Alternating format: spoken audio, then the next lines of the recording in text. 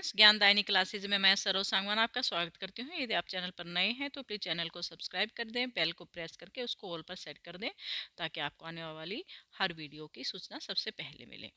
आज की संस्कृत क्लास में हम बहुत ही महत्वपूर्ण टॉपिक चित्र वर्णन करना सीखेंगे। ये आपको 8th क्लास से 10th क्लास के एग्जाम में पूछे जाते हैं। इससे चित्र वर्णन करने से हमारी कल्पना शक्ति का विकास होगा और हम संस्कृत में छोटे छोटे वाक्य बनाना भी सीख जाएंगे। तो आइए आप शुरू करते हैं। संकेत आधारितम चित्र वर्णनम यानी संकेत पर आधारित चित्र वर्णन। आपको कुछ संकेत दिए जाएंगे और उसके आधार पर आपको चित्र वर्णन करना होगा। अभी आगे डिटेल में हम पढ़ते हैं कि चित्र को देखकर अपने शब्दों में वर्णन करना ही चित्र वर्णन कहलाता है। यानी एक चित्र को देखकर आप जो वर्णन करेंगे उसका वो चित्र वर्णन करना कहलाता है। चित्र वर्णन के अंतर्गत विद्यार्थियों को परीक्षा में एक चित्र दिया जाएगा और चित्र के आधार पर ही मंजूषा में शब्द सूची भी दी जाएगी। चित्रों को ध्यान पूर्वक देखकर और मंजूषा में दी गई शब्दों की सूची को आधार बनाकर ही विद्यार्थियों को संस्कृत भाषा में 5 वाक्य बनाने होंगे। यानी आपको एक चित्र दिया जाएगा और उस चित्र के साथ आपको कुछ शब्द दिए जाएंगे। हेल्प बॉक्स में आपको कुछ शब्द दिए जाएंगे। उन दोनों को आधार बनाकर ही यानी उन दोनों को देखकर ही आपको संस्कृत भाषा में 5 वाक्य बनाने होंगे। विद्यार्थियों को निम्नलिखित बातों का ध्यान रखना चाहिए चित्र वर्णन करने से पहले। सबसे पहले चित्र में दी गई सामग्री को ध्यानपूर्वक देखकर मंजूषा में यानी हेल्प बॉक्स में दिए गए शब्दों को ध्यानपूर्वक पढ़ना चाहिए। पहले हमें चित्र को बिल्कुल ध्यान से देखना चाहिए कि उसमें क्या क्या है और फिर हमें हेल्प बॉक्स को देखना चाहिए कि उसमें कौन कौन से शब्द दिए गए हैं। इसके बाद यह देखना चाहिए कि मंजूषा के किन किन शब्दों के साथ यानी जो हमारे पास वर्ड हैं और चित्र में क्या क्या है उनके साथ उनमें क्या क्या संबंध है उनका यानी शब्दों का और जो चित्र में जो वस्तुएं दी गई हैं उनमें आपस में क्या संबंध है ये हमें देखना चाहिए। उसके बाद चित्र को ध्यान से देखकर सही शब्दों का चयन करके वाक्य का निर्माण करना चाहिए। हमें चित्र को ध्यान से देखना चाहिए और जो हमारे पास शब्द हैं उनसे हमें वाक्य का निर्माण करना चाहिए। वाक्य निर्माण करते समय मंजूषा में दिए गए अधिक से अधिक यानी जो हमारे पास हेल्प बॉक्स में जो शब्द हैं उन शब्दों का अधिक से अधिक प्रयोग करना चाहिए ताकि गलती कम से कम हो, ताकि हम गलती की कोई गुंजाइश ही न रहे। चित्र का पहला वाक्य वह बनाए जहाँ का वह चित्र है, जैसे विद्यालय का विद्यालय से, घर का गृह से, पुस्तकालय का पुस्तकालय से, खेल के मैदान का क्या क्रीड़ा क्षेत्र से क्या और उद्यान का यानी उद्यानस्य। इस प्रकार से हमें चित्र यानी पहला सेंटेंस हमें जहाँ का यह चित्र दे रखा है उसी का हमें बनाना होगा। मंजूषा में उन्हीं शब्दों का प्रयोग करें जिनका आपको अर्थ पता है। जिस शब्द का आपको अर्थ नहीं पता उस शब्द का हमें प्रयोग नहीं करना चाहिए। उन्हीं शब्दों का प्रयोग करना चाहिए जिनका हमें अर्थ पता है। वाक्य व्याकरण की दृष्टि से शुद्ध होने चाहिए। ये नहीं है कि कहीं की लाइन कहीं जोड़ दी, तो वो शुद्ध भी होना चाहिए। वाक्य परस्पर एक दूसरे से संबंधित होने चाहिए यानी जो भी हम सेंटेंस बना रहे हैं वो एक दूसरे से कनेक्टेड हों, जुड़े हुए हों, संबंधित हों। वाक्य की भाषा सरल और सहज होनी चाहिए। बिल्कुल छोटे छोटे सेंटेंस बनाने हैं ताकि गलती न हो और उनकी भाषा बिल्कुल सरल होनी चाहिए। जहाँ तक संभव हो वाक्य न तो अधिक बड़े हों और न ही अधिक छोटे। सभी वाक्य वर्तमान काल में यानी लट लकार में ही बनाने चाहिए। इससे क्या होगा कि हमें कम से कम धातुएं याद करनी पड़ेगी और वर्तमान काल में थोड़ी सी हमें इजी रहेगा। और ज़्यादा से ज़्यादा पुल्लिंग और नपुंसकलिंग शब्दों का प्रयोग करना चाहिए। इसमें भी गलती होने की कम गुंजाइश रहेगी और पुल्लिंग और नपुंसकलिंग शब्द तकरीबन एक जैसे ही होते हैं और इसमें हमें रूप ज़्यादा याद नहीं करने पड़ेंगे। तो एक से ही हमारा एक दो अच्छे से याद होंगे तो उससे हमारा काम चल जाएगा। तो ज़्यादा से ज़्यादा पुल्लिंग और नपुंसकलिंग शब्दों का प्रयोग करना चाहिए। वाक्य में यदि एक वस्तु दे रखी है तो उसके लिए अस्थि का प्रयोग, और एक से अधिक है, अस्थि का अर्थ होता है और यदि वाक्य में बहुत सारी यानी एक से अधिक, दो या ज़्यादा है, दो से तीन या तीन है से ज़्यादा है तो उसके लिए संति का प्रयोग किया जाता है, दो के लिए स्तय का प्रयोग किया जाता है। जैसे इसको उदाहरण से समझो, जैसे चित्र में एक बालक है, चित्रे एक है बालक है अस्ति।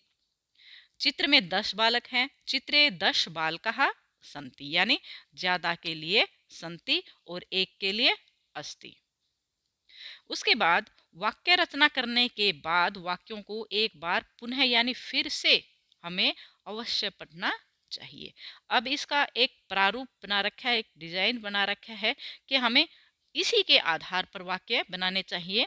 बस यही एक वो है, ढांचा समझ लो कि ये एक ढांचा है और ये हमें अच्छे से याद करना है। और इसी के अंदर हमें, यदि ये 5-6 लाइनें हैं, इनको याद कर लेंगे और जो हमारे पास वर्ड हैं उनको इसके अंदर फिट कर देंगे तो हमारा चित्र वर्णन आसानी से हो जाएगा, हमें ज़्यादा मेहनत नहीं करनी पड़ेगी।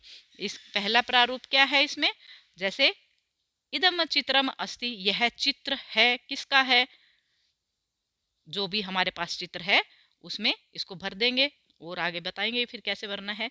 अस्मिन चित्रे अस्ति या संति, इस चित्र में है, क्या है, वो हमें यहाँ भर देंगे। एक है तो अस्ति और ज्यादा है तो संति। उसके बाद अस्मिन चित्रे अस्ति, ये सारे 5 के 5 लाइनें ऐसी ही एक जैसी होंगी। अस्मिन चित्रे अस्ति, अस्मिन चित्रे अस्ति या संति।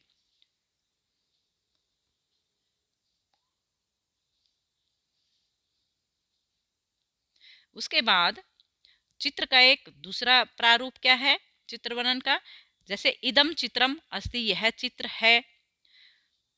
फिर अस्मिन चित्रे अस्ति या संति, इस चित्र में है। इस प्रकार से ये भी सारे एक जैसे ही है। चित्रे अस्ति, चित्र में है, क्या है, अत्र अस्ति, यहाँ है। जो भी हमारे पास सामग्री उपलब्ध है या जो शब्द उपलब्ध है उनको यहाँ हम इसके अंदर फिल करते रहेंगे। एतस्मिन चित्रे, इस चित्र में अस्ति या संति हैं। अब हम इसको एक उदाहरण के से समझेंगे। अद्य प्रदर्शित चित्रम दृष्ट्वा मंजूषायाः शब्दानां सहायतया संस्कृतेन पंचवाक्यानि लिखन, यानी ये हमारे पास एक चित्र है, इसको देखकर हमें संस्कृत में 5 वाक्य लिखने हैं। तो इसमें हमें क्या दिख रहा है कि ये एक स्कूल का चित्र है। यहाँ बच्चे हैं, पेड़ है, बिल्डिंग है, गेट है, घड़ी है। तो और हमें यहाँ इंद्रधनुष भी दिख रहा है और सूर्य भी दिख रहा है, बादल भी हैं। तो ये हमारे पास ये चित्र है। और अब हमारे पास इसमें शब्द मौजूद हैं। कौन से हैं, ये मंजूषा है यानी हेल्प बॉक्स है, छात्रः यानी छात्र, अनेक छात्र, भवनम यानी जो बिल्डिंग दे रखी है वो भवनम, मेघा बादल, हसंती हंसते हैं, घटिका घड़ी, ये हमारे पास शब्द हैं। अब इन शब्दों की सहायता से हमें चित्र बनाने हैं। इदम चित्रम, यह किसका चित्र है, इदम चित्रम विद्यालयस्य अस्ति, कहा था ना कि सबसे पहला वाक्य उसका बनाना है जिसका वो, जिस जगह का है, जिसका वो सेंटेंस है, जिसके बारे में है। तो ये चित्र किसका है, स्कूल का है। तो इसमें क्या लिखेंगे, इदम चित्रम विद्यालयस्य अस्ति, यह चित्र विद्यालय का है। इस चित्र में क्या है, छात्रा हैं, बच्चे हैं ना। तो अस्मिन चित्रे छात्रः अस्ति, यानी संति ज्यादा हैं तो संति लिखेंगे। अस्मिन चित्रे छात्रः संति। अस्मिन चित्रे अस्ति या संति क्या है, अस्मिन चित्रे भवनम अस्ति, हमारे पास भवनम शब्द था तो इस चित्र में क्या है, अस्मिन चित्रे भवनम अस्ति, इस चित्र में भवन है। अस्मिन चित्रे सूर्य है अस्ति, हमारे पास सूर्य था और सूर्य हेल्प बॉक्स में भी आया है और चित्र में भी था। तो अस्मिन चित्रे सूर्य है अस्ति, सूर्य है। अस्मिन चित्रे अस्ति या संति, इस चित्र में क्या थी, घटिका थी, घड़ी थी। अस्मिन चित्रे घटिका अस्ति, ठीक है। तो इस प्रकार से हमें छोटे छोटे शब्द जो हमारे पास मौजूद हैं उसी के अनुसार हमें शब्द बनाने हैं। और ये जो प्रारूप है, ये जो ढांचा है, आपको ये बिल्कुल अच्छे से याद कर लेना है और इसी के अकॉर्डिंग हमें छोटे छोटे सेंटेंस बनाने होते हैं। ये आपको कोई अच्छा है संस्कृत में तो वो अपनी आप से भी बना सकता है, लेकिन जिसको थोड़ी सी कम नॉलेज है वो इसके अकॉर्डिंग इसमें आराम से फिल कर सकता है सेंटेंसेस को, वो शब्दों को।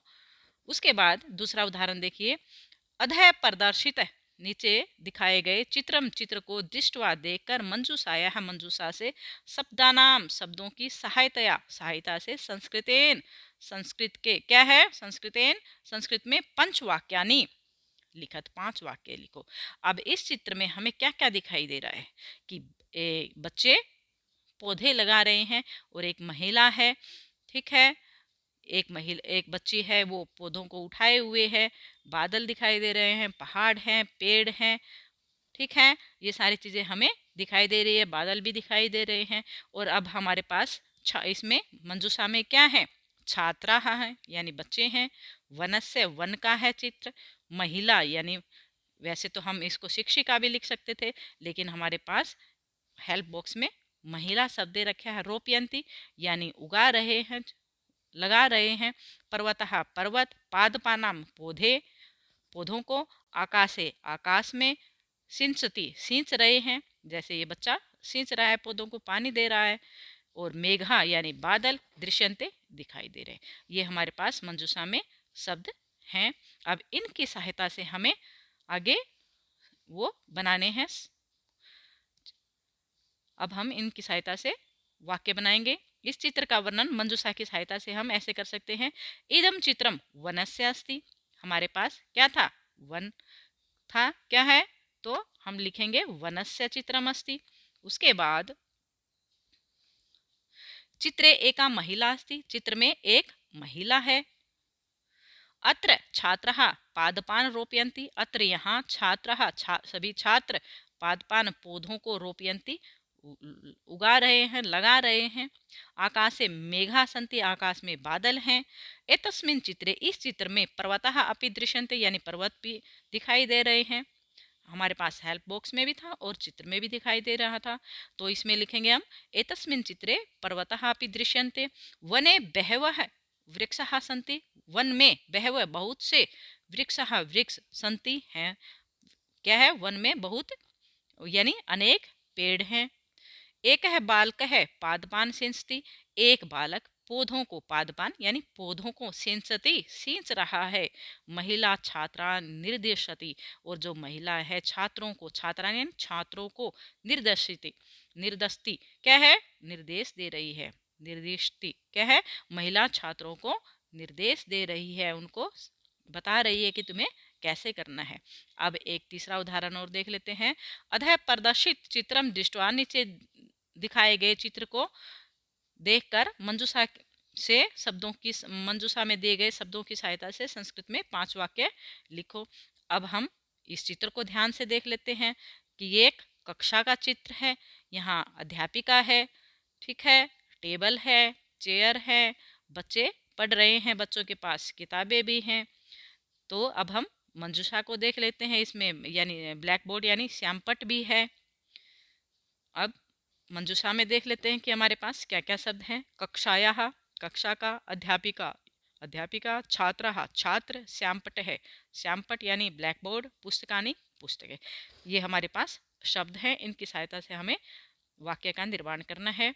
इदम चित्रम, यह चित्र किसका है, कक्षायाः, यह चित्र कक्षायाः कक्षा का है, ये हमें यहाँ फिल कर देना है। उसके बाद अस्मिन् चित्रे अस्ति या सन्ति, इस चित्र में क्या है, अस्ति यानी अध्यापिका एक है तो हमें अस्ति लिखना है। इस चित्र में क्या है, अध्यापिका पाठयति पढ़ा रही है, या हमें ऐसे भी लिख सकते हैं अस्मिन् चित्रे अध्यापिका अस्ति। उसके बाद अत्र चित्रे अस्ति या सन्ति, इस चित्र में, यहाँ चित्र में क्या है, अत्र यहाँ चित्रे चित्र में छात्रः लिखन्ति छात्र लिख रहे हैं, या अत्र के स्थान पर हम अस्मिन् चित्रे छात्रः सन्ति ये भी बना सकते हैं। अस्मिन् चित्रे छात्रः सन्ति, इस चित्र में छात्र हैं, या अस्मिन् चित्रे छात्रः लिखन्ति ये भी हम बना सकते हैं। अस्मिन् चित्रे, इस चित्र में छात्रः छात्र लिखन्ति लिख रहे हैं, ये सेंटेंस भी हम बना सकते हैं। चित्रे अस्ति, इस चित्र में क्या है, चित्र में अस्ति है, श्यामपट है यानी ब्लैक बोर्ड है। चित्रे श्यामपट है अस्ति, चित्र में श्यामपट है। एतस्मिन् चित्रे क्या है, पुस्तकानि यानी पुस्तकें हैं, किताबें हैं। अब है चौथा, एक और उदाहरण से हम देख लेते हैं। वही सेम है कि नीचे दिए गए चित्र को ध्यान से देखकर मंजूषा से शब्दों को चुनकर 5 वाक्यों का निर्माण करो। अब ये भी एक विद्यालय का चित्र है। इसमें बच्चे फुटबॉल से खेल रहे हैं। ये एक लाइब्रेरी का है और ये एक इसमें स्विमिंग पूल भी है और पेड़ भी हैं इसमें। अब हम मंजूषा को देख लेते हैं कि क्या है हमारे पास।